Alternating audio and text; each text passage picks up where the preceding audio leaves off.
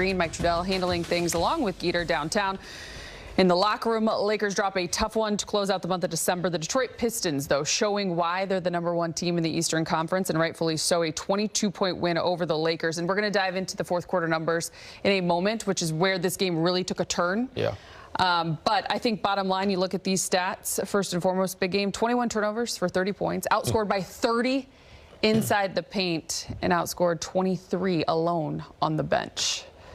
Makes it tough. Put yourself in the win column. Not much to say. If you watch the game, you're gonna just see that Detroit had so much physicality and so much presence at the game, and the Lakers had none. We knew that Detroit was a pretty good offensive rebounding team, but they really just killed us in the paint, and it was just dominant physical. And they did it from a lot of different areas. Dana, I'll let you talk about it. I didn't really watch much of the game. Yeah. I was in the car on the way back here, listening to it on the radio. But I mean, you didn't miss much. It was tough to watch, regardless. But they did what we expected them to do. They had 2 tough losses. They were going to bounce back. They're a really good team. So we knew this game tonight was going to be a challenge for any group. After playing against a Detroit team that's a #1 seed in the East that lost 2 games. But like Big Game said, we were just kind of unmatched in the paint. DeAndre Ayton had to get some more energy. I think he had 2 rebounds in that second half of that fourth quarter. He had 0 rebounds coming into the fourth quarter, I think. What the keys to the game in the halftime was take care of the ball and keep them out of the paint. They did neither of those 2, and that was the result of it. And, I mean, ultimately, it kind of looked like we ran out of gas. But Detroit was playing really good basketball. They had guys step up and play well. From, Cade started off. I mean, he was on 22 for a while, but Sasser came in and scored in bunches. Duncan Robinson hit a 3. They went on a little run. Jalen Duren got some steals, but everybody got steals tonight, it looked like, because we had so many turnovers. But, yeah, they didn't take care of the ball, and they didn't keep them out the paint, and that's the results you're going to look at. 74 points in the paint. Yeah. It's a lot of layups. You can't teach that. You can't coach that. In terms of the physicality and the presence that is required. That's determination and grit. That part right there. Cade Cunningham is certainly special. 27 and 11. He continued to put the pedal to the metal, especially in the fourth quarter, which is where this one took a turn. Remember, it was tied up, 79 all. Lakers down just 8, 96-88 going into the fourth, and then you see the result after the final 12 Very minutes. lopsided. Well, it really just certainly felt kind of like the epitome of the whole game. Just the shooting percentage for Detroit all night long. Ended up shooting 63% from the field for the game, 46%. And this is something that has been emphasized, especially over the last couple of days for J.J. Redick and the Lakers. Defensively, they just have to be better. If he had a meeting a few days ago where he said it was going to be uncomfortable, this was going to be deadly. Yeah. Because I don't know. I mean, I'm sure he's shown a lot of video and they know what they need to do, but to not be able to execute defensively, I don't know if Ayton in the middle. I'm not really sure if his presence was there, but yeah, this is somewhat of a virus on the team, and other teams are looking at this, and when they play the Lakers, that's what they're going to be saying. We can kill them in the paint. They're a little soft, and all we got to do is just keep grinding, and we can get them, regardless if they tied it up. When they were, they were within 4, within 5. Then they tied it up and said, okay, they're surging a little bit. They were in striking distance. They're trying to turn it around. But then I listened, and they were down 25 or 27. I was like, what happened? It happened really fast. So that's unacceptable.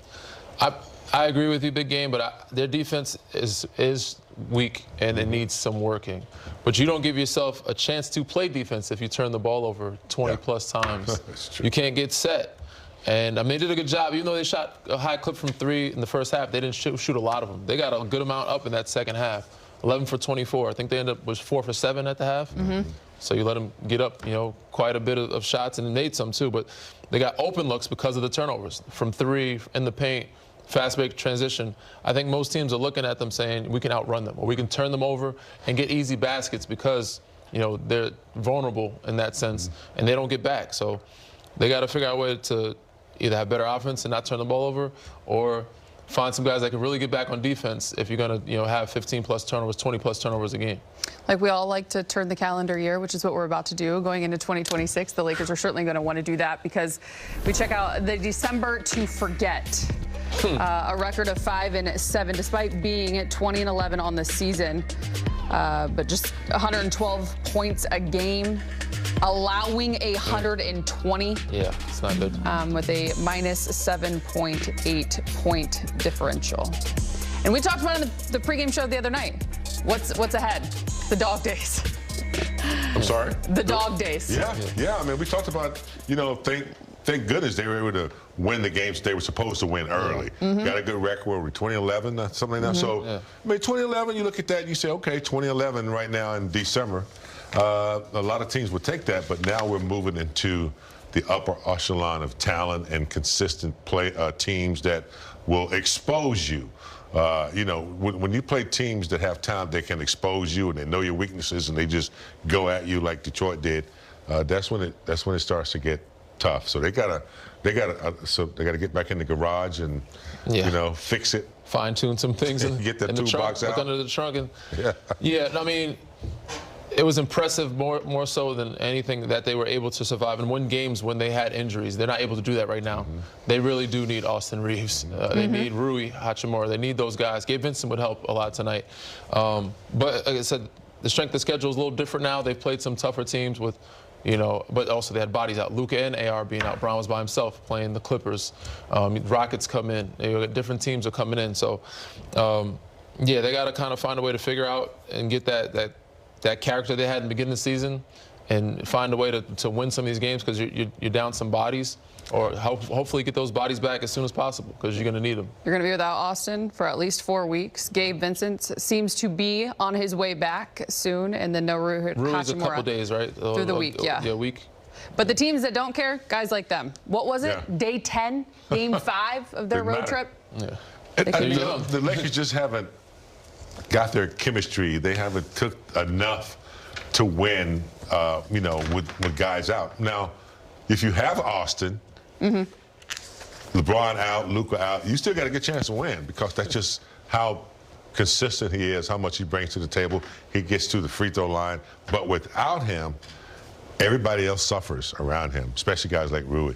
Yeah. Lakers go to 20-11. The Detroit Pistons 25-8 on the season. As we check out the highlight of this one, in case you're just joining and missed it, LeBron James and the Lakers looking to get a 41. birthday win.